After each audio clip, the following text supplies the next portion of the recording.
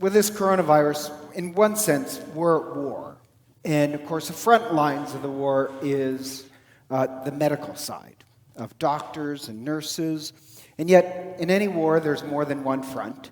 And the other front is people's jobs. And Patrick Lencioni, who's this stellar business consultant, everybody should know who he is if you love Jesus, he tells a story that as a business consultant, the CEO at this time period had said that unfortunately he's going to have to lay off 25% of the employees in his company. And he says, I hate to do it, but I've got to make the hard decisions. And Patrick Lencioni said, well, that's one way, but he said, what if you tried this? What if you suggested to your employees that everybody take a voluntary 10% cut in their salary? Anybody who can, make it a 10%, take that money, and don't put it towards profits. Put it in a dedicated fund just to help support so people won't lose their jobs. And he says, just imagine everybody in your company wanting to sacrifice to save other people's jobs and other people's dignity. People want to help. They want to help other people. Most people do. They're willing to sacrifice. Imagine the sense of solidarity you would have in your company. Imagine how the morale would just go up if everybody knew we watch each other's back. It gives them a little bit of sense of control in this crazy time where people don't feel like they have control. And so I like that idea of just imagining if. And just imagine what if in the United States, everybody had this sense of solidarity and sacrifice, that we'll guard each other and take care of each other. And you do see it in some people. One woman I was talking to said her and her husband has decided that once a week they'll order takeout just to help restaurants. Or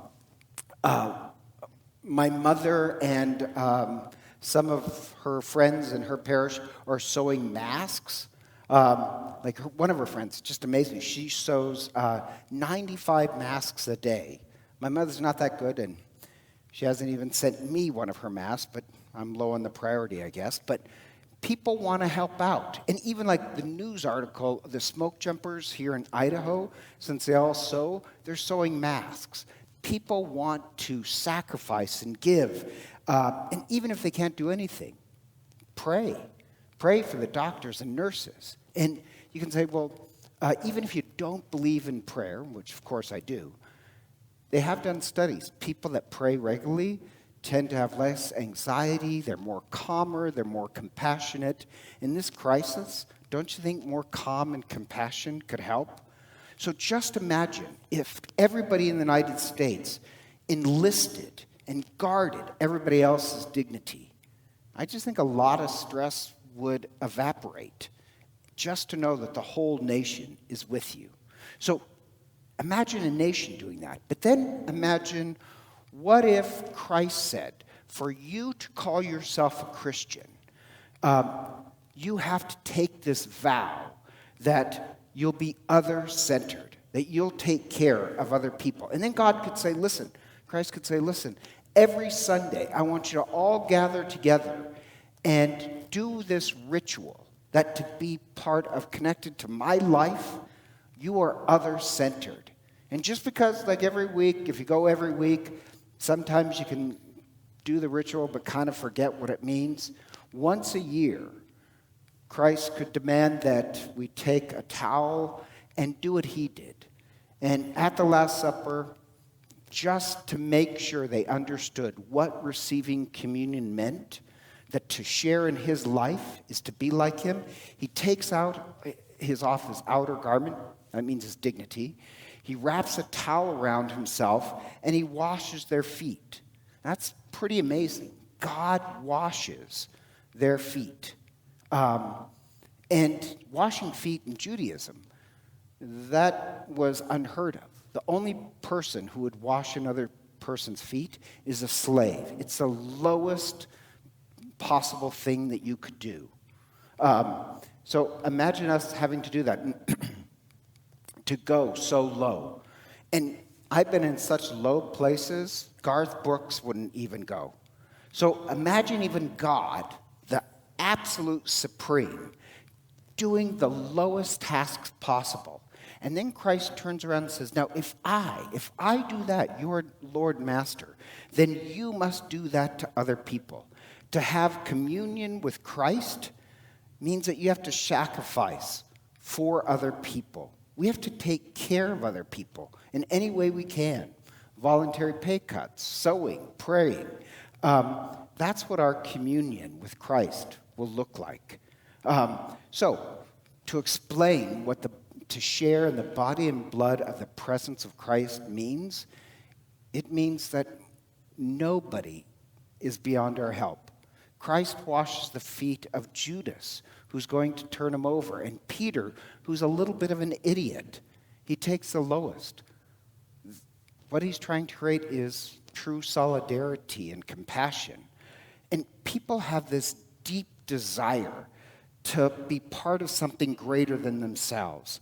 They want to be part of a great collective that cares for other people.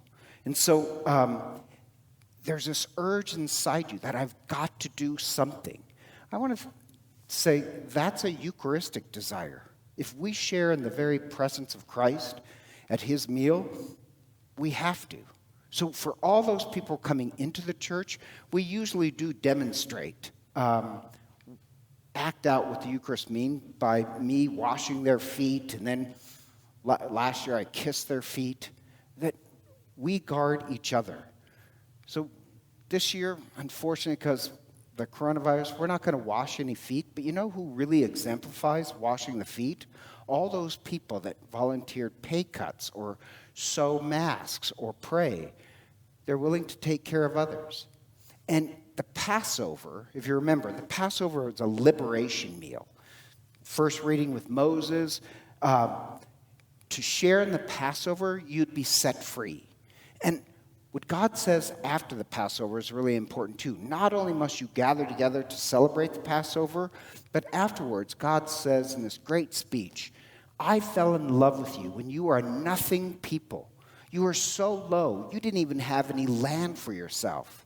And I fell in love with you and saved you and set you free. So you eat at my table, you eat the Lamb of God, you must try to set other people free. And the prophecy is when the Christ comes, there'll be a new Passover and a new command. Rather than just freeing people of our own kind from slavery, Christ makes it that to share in the Eucharist demands that we love everybody to the point of self-sacrifice. We set everybody free. The other thing Moses mentions that's important is that when you share in the Passover meal, the Lamb of God, Moses, and I love this part where Moses is talking to his people, explaining the ritual. And then if you're reading the Bible, Moses turns towards you and he says, and you people in the future, when you share this meal, you will be one with us in this great solidarity. So all Jews, to be Jewish, you must share in the Lamb of God. Christ ups it that all of us get to share in him who is the Lamb of God. And we share this great unity, all with each other, not just here on earth, but all those in heaven.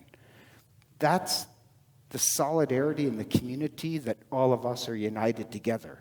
And to share in the Eucharist does mean that we're going to pour out our life in service to other people.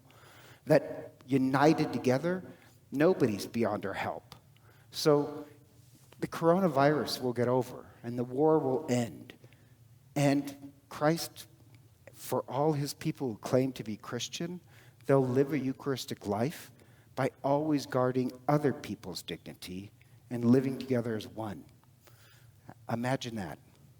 And so together, let us stand and confess our faith.